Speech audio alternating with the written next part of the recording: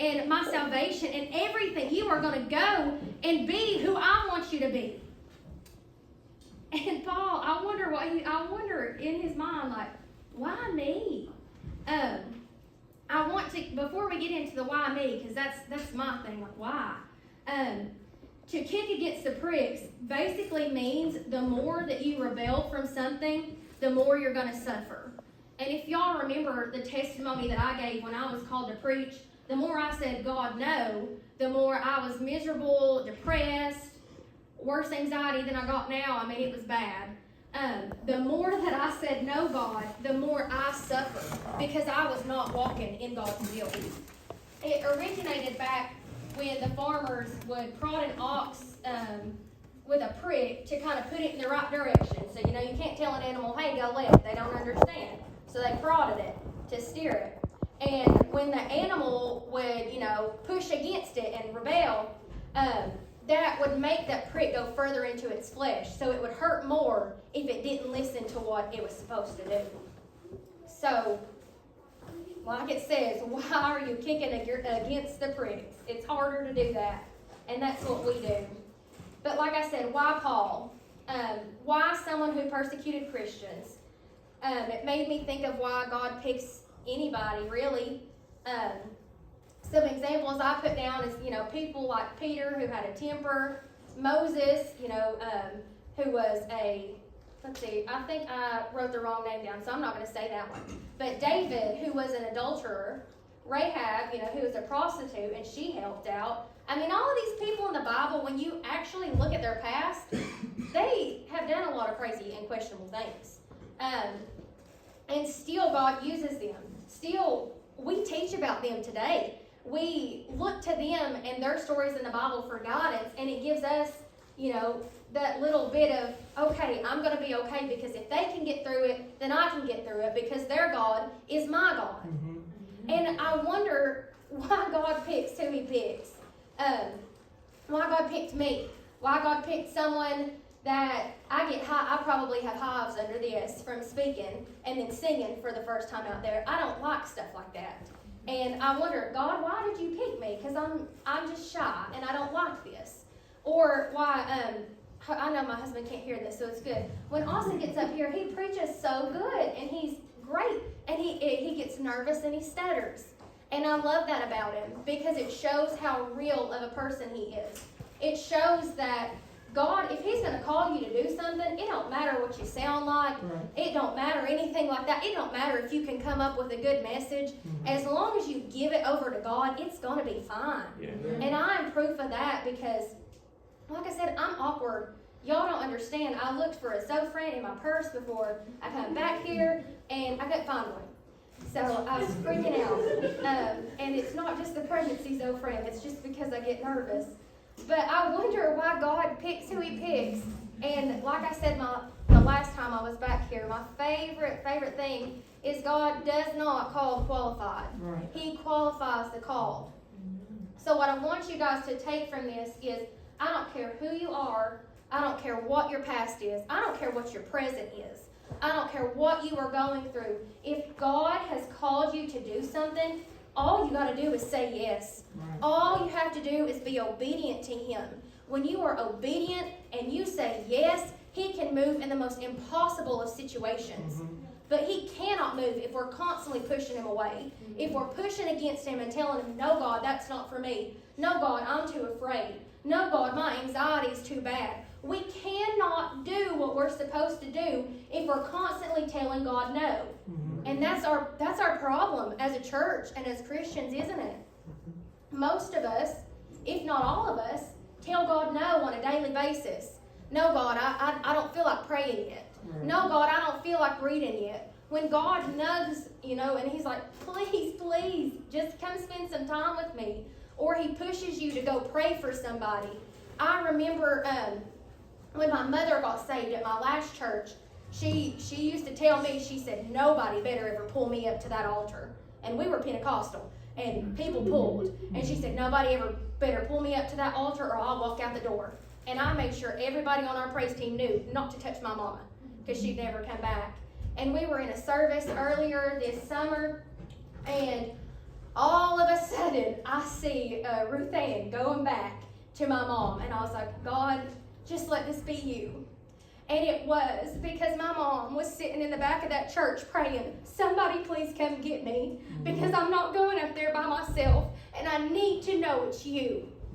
So many times we push against God and we say, not yet, God, I'm not ready. God, I can't do it because I'm not strong enough. I'm not smart enough. I don't know enough about the Bible. I haven't read the whole Bible, okay? I haven't made it through the front to the back yet. And I don't know why God called me, but he did. And the more that I say no to him, the more people are going to suffer.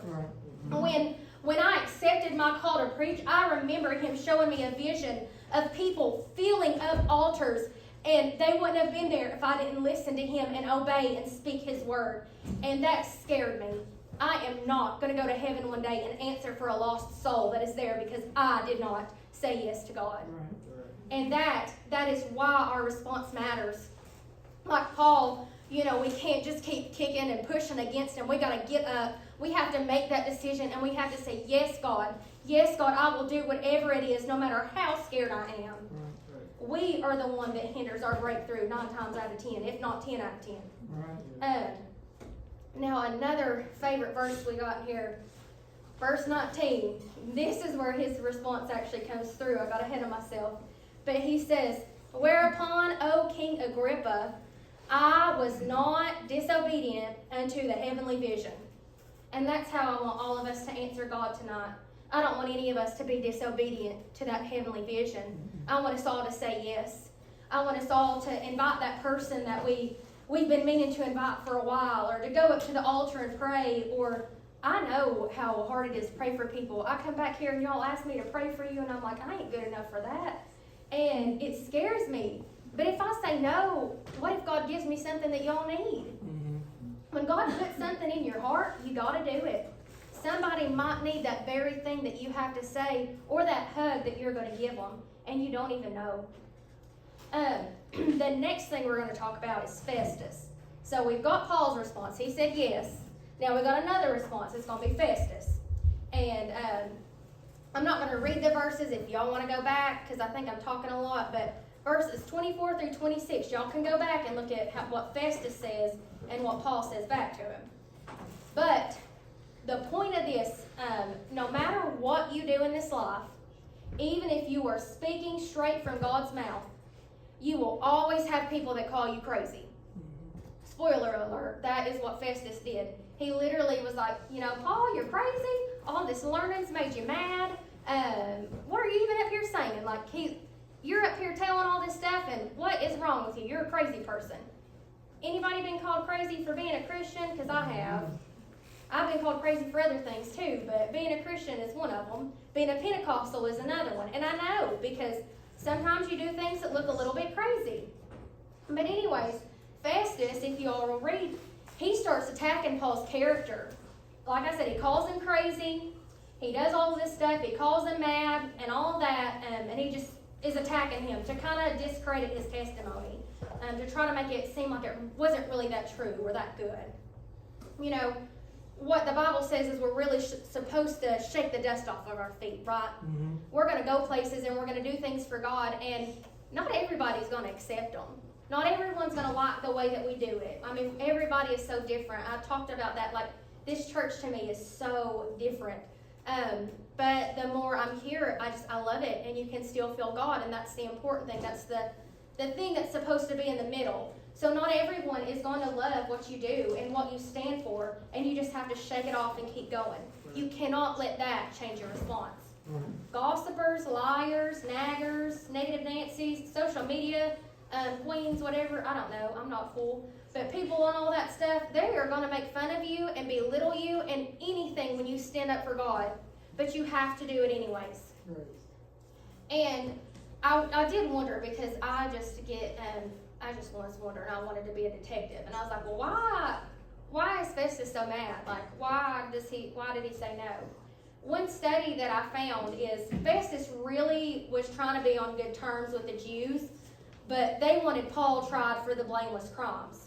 So it seems like he was so passionate and so quick to call him crazy, not because he might have even felt he was crazy, because he was just trying to make himself look good with another group of people. Do y'all feel that in school? Mm-hmm. The people that, they're like, well, I mean, I might not have anything against you, but I don't want them liking you, or something like that, and they're just gonna use peer pressure and just be mean. I was bullied in school. I know what it's like. I had to switch schools when I was in high school and middle. It's weird because I went to Appalachia and we had weird grades. But I remember being bullied, and I remember what it feels like. And I wonder, did those people really hate me, or did they just hate what I stood for? Mm-hmm. And you'll never know, but you cannot live your life and your response on other people's opinions. Right. So, I hope I'm not keeping y'all too long, because this is my favorite part. You're good. We are going to talk about King Agrippa, and just to let y'all know, this is absolutely, for some reason, my favorite story in the Bible, and it's sad, and it makes me cry. But verses 27 through 29, I'm going to read, and this is going to be Paul talking to Agrippa. He says, King Agrippa, believest thou the prophets? He says, I know that thou believest. Then Agrippa said unto Paul, almost thou persuadest me to be a Christian. And Paul said, I would to God that not only thou, but also all that hear me this day were both almost and altogether such as I am, except these bonds. I tried to make an emphasis on it, but I think that's the saddest word in the Bible, is that word almost. Mm-hmm. He says, almost thou persuadest me to be a Christian. And that's going to be the response we're talking about here, that almost response. King Agrippa. I think of those people, like my mother, I'm going to use her again. Years ago, we got into it at praise and worship where I was at, and we probably sung songs 30 minutes sometimes, one song. It was crazy. But the Spirit was moving in this song. We were singing that Tommy Bates song, There's Somebody Out There. Mm-hmm. And I mean, we couldn't get away from it. We kept singing it, and every time they'd go to stop it, someone would start it again, because there was somebody in that congregation that needed to hear those words. Mm-hmm. Nobody in there knew that the very words they were singing was something that my mama was doing. Nobody understood. And as they kept singing that song, my mom's heart was stirred. And after service, she said, honey, she said, I almost went up to that altar. She said, I almost did it, but I didn't. And I remember praying for years and being so afraid for years, that her almost would never turn into a yes. Because sometimes we can almost God enough and know God enough that it's too late. Mm-hmm. You never know when you're going to be driving down a road, no matter how old you are, and get into an accident and never be able to think clearly again. You never know when your last breath is going to come. You never know when something crazy out of the blue is going to happen and you don't wake up. We play this dangerous game with our lives and eternity and things, and we're like, okay, well, I can just change tomorrow. I can just respond yes to God tomorrow. And we always hold on to that almost. All right, God, I feel the conviction to come to the altar, and, I'm almost there, but I need to go change something first. I need to go fix something with my girlfriend or boyfriend first, or, throw some things away in my house first, or stop doing some of my habits that I really shouldn't have been doing in the first place. And we say, no, God, no, God, no, God, until it's too late. I think of people that, felt the Spirit, and this, isn't even just about being saved. The people who felt the Spirit of God, and they almost let go, and they were right at the edge of their breakthrough, and then they're like, you know what, God, I just can't do it. I don't know, and I'm just too tired. We're all too tired, right? I'm tired. But people that felt the urge to pray for their brother or sister, and they're like, it's past service time, we gotta go. I don't need it. We'll pray for them next time. I remember God told me to go pray for someone during praise and worship once at my last church. I remember him saying it so strongly. And I said, you know what, God, I don't want to interrupt service. I'll go after church. I'll go at the altar call. As soon as we started altar call, she beelined out the door. I did not have a chance to pray for her, and she needed me. When I spoke to her afterwards, she needed me. She needed something from God, and I did not obey him. And I will answer for that one day. I remember that. Sometimes God is telling us to do something, and we're so quick to say no that someone else is going to suffer because of our mistake. because of our response. I remember when I was going through this, and I like music, I like songs, and you know that song, Hell Lost Another One? Mm-hmm. I like that.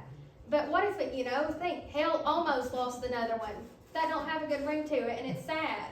So we just got to get this almost out of our walk with God. We need to start saying, yes, God. We don't need to be like Festus. We need to ignore the Festuses. We need to stop being the almosts like King Agrippa, and we just need to say yes. And the reason I got so obsessed with this, I wish I could find the video. I've looked for it for years. But when I first got saved, there was this video of a church doing a play. And it was a depiction of hell. And we don't talk about hell a lot, do we? Mm-mm. We don't. But you could hear, the weeping and gnashing of teeth. You could hear people screaming and crying, people in agony. You could feel like the fire. I was just watching, and it's like I could feel the heat. You could hear people just screaming like, I just give me another chance or something like that. And they were down there in hell. There's no other chance. Mm-hmm. Once you're there, you're there. It's too late. And the saddest thing was King Agrippa. It had King Agrippa walking back and forth the whole time saying, almost thou persuadest me to be a Christian. I almost let go. I almost believed. I don't know what made him, not. And I know some translations don't even say that almost in it, but that gets me. Almost thou persuadest me to be a Christian. And he's going to live like that for the rest of eternity because he couldn't say yes. Mm-hmm. Because he said almost. And I don't want that to be any of you in here. I would assume y'all are all in here saved on a Wednesday night. I would assume so. But if you're not, it's not the time for almost. We don't live in a time where almost needs to be our answer or our go-to. We need to say yes. Getting saved is like the easiest thing. We think, all right, well, I got to get this, and this in order first. That was my mom's excuse. She needed to change these things before she came to God. But that's not it. You don't go to a hospital when you're healthy. That was one of my favorite things. You go to a hospital when you're sick and you need fixed. We go to Jesus when we're sick and we need him to fix us. And he can come in and he can move and he can change and do the things that we can't do on our own, but we think we can. Right. So, and I'm closing with this. I don't know what all you want to do, but if we can, have an altar call and all of that, that's what I love that you guys do back here. I love it. I love your all's responses. And I really feel like a lot of us, we struggle. Maybe you guys are like me, and it's not that you don't believe in the power of God. Maybe it's not that you don't think God can do all things, or that He is the one and He's the answer to everything. Maybe you understand that, but you have no belief in yourself. There is this, let's see, I know Gideon in the Bible, he always needed reassurance. What is it? Gideon, it is 300, I get the 300, 3,000 mixed, but it's a lot, the Midianites. So Gideon, he wasn't sure that God was really calling him. And he was like, God, I really need some reassurance. Can you do this for me? And then God does exactly what he asked. So he's like, okay, God, so can you do this, the opposite of what I just asked? And God did it. And then he keeps asking for that until it gets to the point at the end that God's like, you know what, Gideon? I know you already. He said, I want you to go down to this camp, and I want you to overhear what these people are saying, because it's going to give you the confirmation that you need. And God knew what Gideon needed, and Gideon didn't even have to ask. Or people like Moses that, I can't speak. He gave excuse after excuse after excuse as to why he couldn't do what God was calling him to do. I mean, excuse after excuse. I taught on it in my old youth once. And then finally he's like, you know what, God, I can't do it. I can't speak. That's me. I feel like I can't do it. And he, you know what he does? He says, all right, well, I want you still, but we'll let Aaron speak for you. I'm gonna help you out a little bit. I think God understands us a little bit more than what we think. Mm-hmm. And we think we have to say no, not because of him, but because of us. And really all we have to understand is it's not by our might or our power, it's through him and by him. So if we open ourselves up and we obey God, it's all going to work out. Amen. I promise you that. If you just let it go and let God, it's all going to work out. Amen. Amen.